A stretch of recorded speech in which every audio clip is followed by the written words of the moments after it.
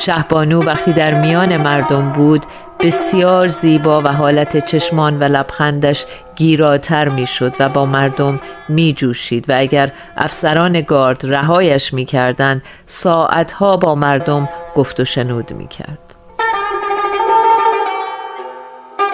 شما که بودجه خوبی دارید، کم و کسری هم داشتید، به من بگین.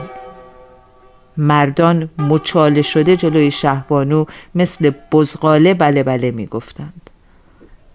او ادامه داد: من هر وقت به این پرورشگاه ها می آیم یاد کتاب بابا لنگ دراز می افتم که در آن دخترک می گوید یک روز در میان خانوم هایی با کلاههای پردار می آیند و درباره امور خیریه حرف می زنند و می روند، ولی وضع ما بر همان منوال باقی است.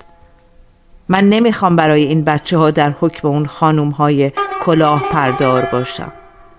اینها آینده مملکت هستند. باید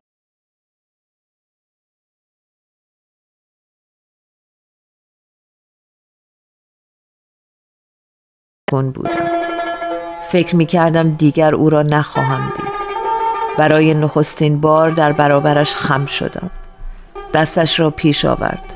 دستش را گرفتم و گفتم: اولیا حضرت، در آیین ما نباید دست کسی.